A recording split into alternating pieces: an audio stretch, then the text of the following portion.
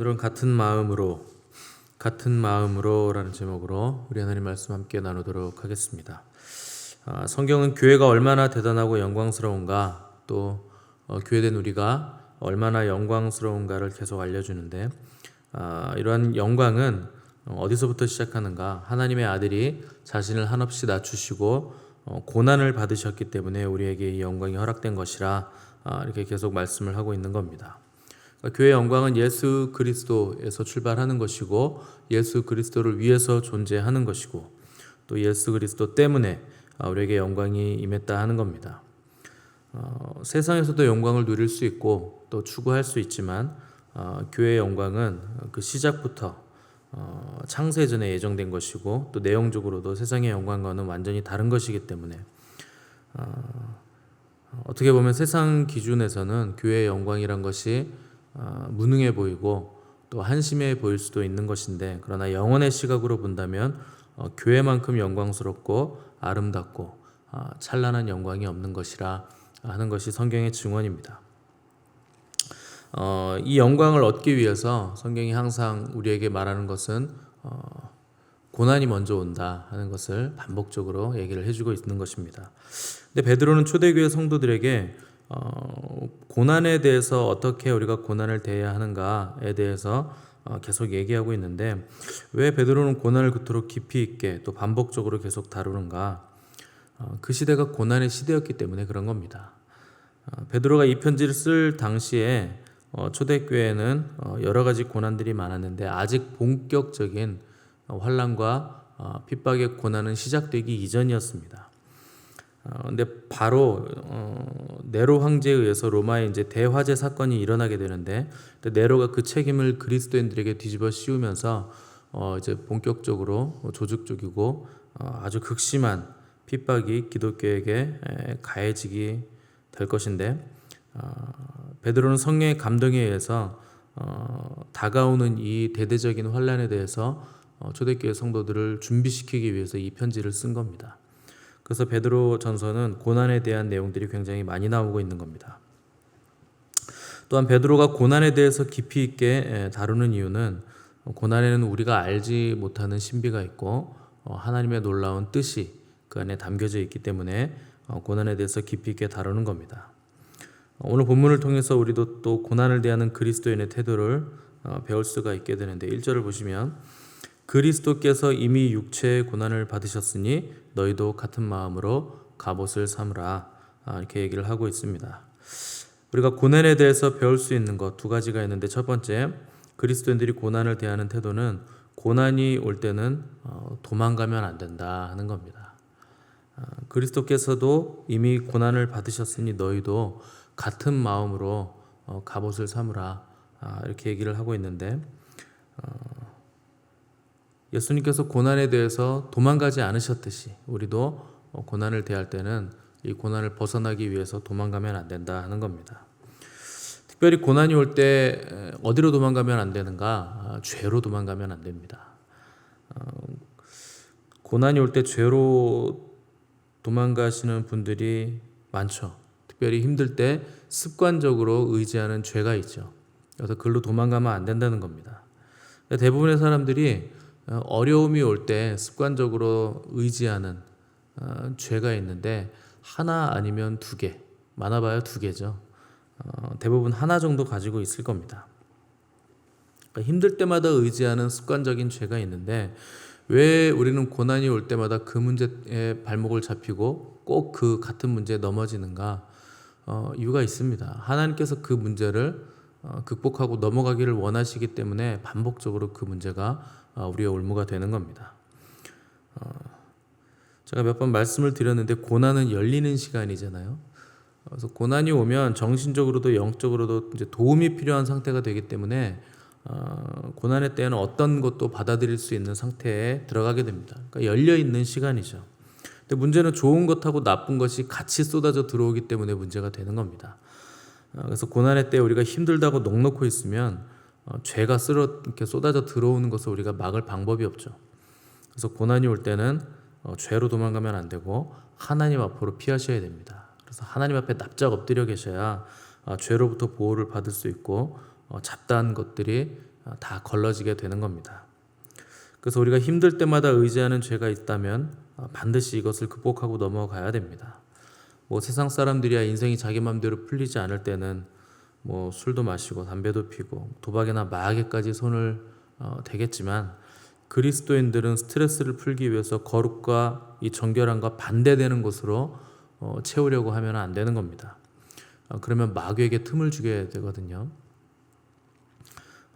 세상 사람들은 마귀가 자기의 소유이기 때문에 가만히 놔둡니다. 그런데 그리스도인들은 세상 것에 손을 대면 마귀는 그 빌미를 이제 잡고 끝까지 늘어지게 됩니다. 그래서 고난이 오면 절대 죄로 도망가면 안 되고 하나님께 피해야 된다 하는 것을 기억하셔야 됩니다. 그 주님은 고난을 받으시기 이전에 아버지께 나아가서 밤새 겟세마네 동산에서 기도하시면서 고난을 맞이할 준비를 하셨습니다. 베드로는 그때 같이 옆에 있었습니다. 비록 베드로가 졸기는 했어도 주님이 고난을 대하는 자세를 옆에서 고스란히 밤새도록 다 지켜봤습니다. 그래서 1절에서 너희도 같은 마음으로 갑옷을 삼으라 이렇게 권면을 한 겁니다. 이 구절의 의미는 갑옷으로 무장하라 라는 의미입니다. 로마 시대 갑옷으로 무장한다는 것은 이제 전쟁이 있을 것이니 만반의 전투 태세를 갖춰라 이렇게 얘기를 하고 있는 것이죠. 군대 갔다 오신 분들은 알겠지만 상황이라는 게 있는데, 상황, 그러니까 전투 태세의 상황이라는 거죠. 그 상황이 걸리면 뭘 하고 있어야 되느냐, 옷을 다 입고 있어야 됩니다. 잘 때도 군화도 벗으면 안 되고 전투복도 다 입고서 가수면을 하는 상태로 대기를 하고 있는 거죠. 언제든지 만반의 전투 태세를 갖추고 출동한 준비를 갖추고 있어야 된다 하는 겁니다. 베드로는 성령의 충만함으로 이제 초대교회 성도들에게 들이닥칠 극심한 고난의 바람이 불어오고 있다 하는 것을 알고 있었던 것이고, 이것을 위해 성도들이 영적으로 준비되기를 원했던 겁니다. 그런데 그가 이 영적 전쟁을 준비하면서 너희들이 갑옷으로 무장해야 된다 하면서 권면한 것은 하나입니다. 이 고난을 대하셨던 예수 그리스도를 깊이 생각하라.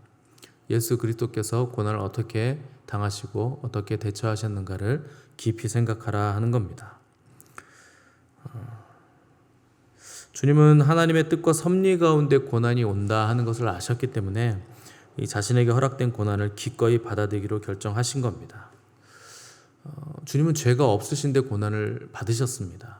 고난 받으실 이유도 없고 그 고난을 주님의 고난이 아니기 때문에 그 고난을 감당하셔야 될 이유가 전혀 없으셨는데 왜 그것을 당하셨는가? 저와 여러분의 죄 때문에 고난을 당하신 겁니다. 예수님을 기점으로 BC와 AD가 나뉘잖아요. 기원 전, 기원 후. 기원 전의 사람들이 죄 용서받은 이유는 예수님의 십자가 때문입니다.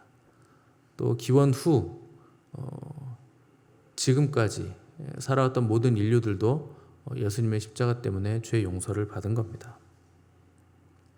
그분이 아직 태어나지도 않은 우리의 죄 때문에 고난을 받으신 것이고, 그분이 태어났을 때 이미 죽은 사람들의 죄 때문에 예수님께서 고난을 받으신 겁니다. 그것을 믿어야 구원이 있기 때문에, 여러분, 예수님이 십자가 지셨을 때, 그분이 고난을 받으셨을 때 우리는 2000년 후의 사람들이에요. 우리는 그거 경험하지도 못했고 보지도 못했고 아무런 느낌도 받지 못하는 상태에 있었습니다. 우리는 아직 존재하지도 않았는데 그분이 2000년 후에 내 죄 때문에 거기 십자가에서 고난을 받으신 겁니다.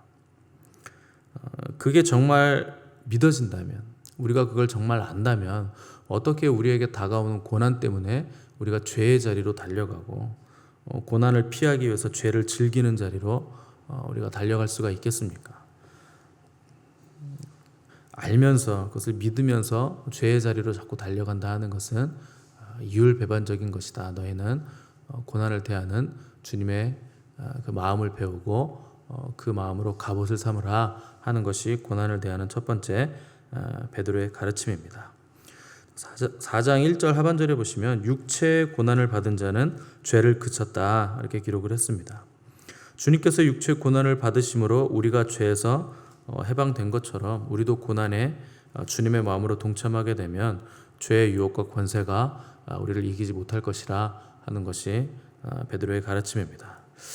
두 번째, 고난을 대하는 그리스도인의 태도는 하나님의 뜻을 따라가야 된다 하는 겁니다. 그러니까 고난이 오면 우리는 하나님의 뜻이 무엇인가 그 뜻을 따라가야 된다는 겁니다. 2절 보시면 그 후로는 다시 사람의 정욕을 따르지 않고 하나님의 뜻을 따라 육체의 남은 때를 살게 하려 함이라. 자, 이 말씀에서 두 가지가 지금 날카롭게 대조가 되고 있는데, 하나는 사람의 정욕이고 또 하나는 하나님의 뜻입니다. 고난이 하는 일이 있는데 하나님의 뜻을 따라가는 삶과 자기 육체의 정욕을 따라가는 삶을 결정하는 갈림길이 되어준다는 겁니다.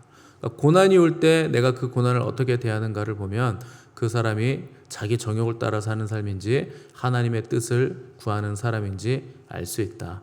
고난이 그것을 결정하게 해준다 하는 겁니다. 육체의 남은 때를 하나님의 뜻을 따라 살게 하려 함이라. 그러니까 우리의 생명의 길이가 얼마만큼 남았든지 간에 하나님의 뜻을 우리 인생 가운데 이루어가는 것이 중요한 것이라 하는 것이고, 그렇게 살아야 된다는 겁니다. 왜 그런가? 마지막에 남는 것은 하나님의 뜻밖에 없기 때문에 그렇습니다. 우리의 뜻이 아무리 고고하고 아주 고매하고 거창해도 우리의 뜻은 다 배설물입니다.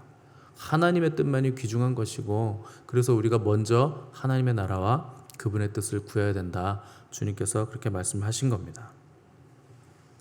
왜 예수님이 그토록 처절한 십자가의 고난을 몸소 당하셨는가? 우리가 계속 우리의 뜻대로 살아왔기 때문에 예수님께서 고난을 당하신 겁니다. 그것이 우리의 죄이기 때문에 하나님의 뜻이 아니라 우리의 정욕, 우리의 뜻을 추구하고 생각하고 그게 정말 중요한 것처럼, 그게 다인 것처럼 우리가 살기 때문에 예수님께서 처절한 고통과 고난을 당하신 겁니다. 우리가 하나님의 뜻을 구하지 않고 하나님의 나라를 구하지 않은 대가를 우리 주님께서 다 받으셨다는 겁니다. 누구도 고난을 원하는 사람은 없겠죠. 고난은 말 그대로 고난이잖아요. 고난은 고통을 수반하고 있는 것이기 때문에 누구도 고난 원하는 사람 없습니다. 그런데 인생을 살면서 고난을 면제받는 사람은 또 아무도 없습니다. 여러분, 지금까지 고난이 없는 인생을 살아오신 분 계십니까? 그러면 앞으로 고난이 준비가 되어 있을 겁니다. 고난 총량의 법칙이 있잖아요. 한 사람이 받을 수 있는 고난의 양은 정해져 있다. 사람들은 고난을 받을 수 있는 양도 정해져 있고 내가 감당할 수 있는 고난의 한계의 깊이도 사람마다 다 다르지만 그 사람이 받을 고난은 그 양은 정해져 있는 겁니다. 고난을 면제받는 사람이 아무도 없다는 것을 우리가 안다면 고난에 대하는 우리의 태도에 대해서도 우리가 깊이 있게 진지하게 생각해 볼 줄 알아야 됩니다. 성경을 잘 보시면 모든 믿음의 사람들은 다 고난을 받아요. 근데 그 고난이 뭔가, 그 고난이라는 포장지 안에 하나님이 놀라운 선물을 준비해 놓으셨다 하는 것을 성경을 보면 잘 알 수가 있는 겁니다. 문제는 우리가 고난이라는 그 포장지만 봐서는 그 안에 선물이 있다고 믿어지지가 않는데 우리의 문제가 있는 것이죠. 그래서 고난이 오면 우리는 실망하고 낙심을 하는 겁니다. 그런데 때가 되면 반드시 거둘 것이기 때문에 이 고난을 통해서 하나님께서 예비하신 선물이 있고 준비된 것이 있기 때문에 우리는 고난을 잘 받을 수 있는 준비를 해야 되는 겁니다. 그래서 주님은 고난의 자리에서 도망치지 않으시고 거기에 머물러 계셨습니다. 십자가라는 건 발가벗겨져서 달리는 거거든요. 옷을 입고 뭐 이렇게 그림에 있는 것처럼 그렇게 옷 입고 달리는 게 아니고 완전히 발가벗겨져서 인간이 감당할 수 있는 모든 수치와 고난의 끝까지 가야 되는 형벌이 십자가입니다. 근데 주님은 충분히 거기서 내려오실 수 있는 능력이 있으신 분이에요. 하나님이시기 때문에.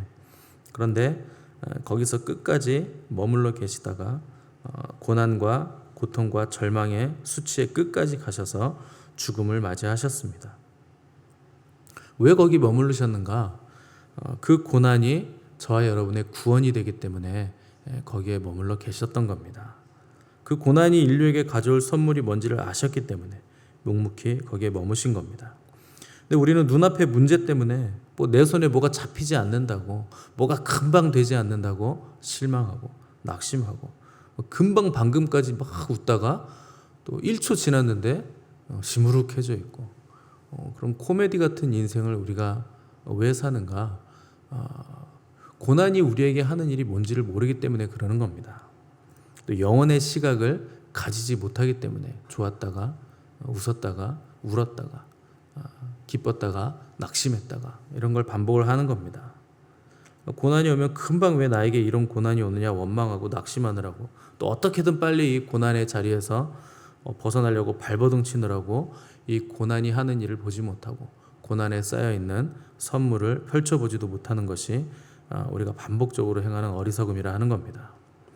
그런 짧은 시선으로는 고난이 올바로 해석이 되질 않는 겁니다. 우리가 예수 그리스도를 통해서 고난을 들여다볼 때 하나님의 뜻을 알게 되고 고난이 올바로 해석이 되기 시작하는 겁니다. 그래서 그리스도인들은 고난을 당하는 만큼, 고통을 견딘 만큼 영광을 입는 것이고, 고난을 이긴 만큼 깊은 영성을 가지게 되는 겁니다. 고난 자체가 우리의 불행이 아닙니다. 고난의 의미를 모르는 것이 불행입니다. 가장 큰 고난은 고난에 담긴 하나님의 뜻을 모르고 왜 고난을 당하는지 모르는 상태에서, 고난이 하는 일이 모르는 상태에서 당하는 고난이 가장 큰 고난입니다. 그래서 우리가 오늘 기도하실 때는 고난을 면제해 달라는 기도를 할 것이 아니고 이 고난을 주신 하나님의 뜻을 알려달라고 기도를 하셔야 됩니다. 이 고난에 담겨있는 하나님의 뜻과 하나님의 선물이 뭔가 하는 것을 우리가 알기 위해서 애를 쓰셔야 되고, 또 이 고난을 충분히 넉넉히 감당할 수 있도록 우리가 준비되게 해달라는 기도를 우리가 계속 하셔야 되는 겁니다. 고난은 필요하기 때문에 필요한 만큼씩 우리에게 오게 돼 있습니다. 하나의 고난이 끝나면 또 하나의 산이 오잖아요. 여러분, 산을 하나 넘어간다고 다른 산이 안 오는 거 아니지 않습니까? 고난이 그냥 고난으로 끝나는 것이 아니라 하늘의 영광으로 이어지는 것을 우리가 안다면 우리가 고난으로부터 도망가려고만 할 것이 아니라 고난 가운데 머물 줄 알고 그 고난을 통해서 하나님의 영광 안으로 들어갈 줄 알아야 되는 겁니다.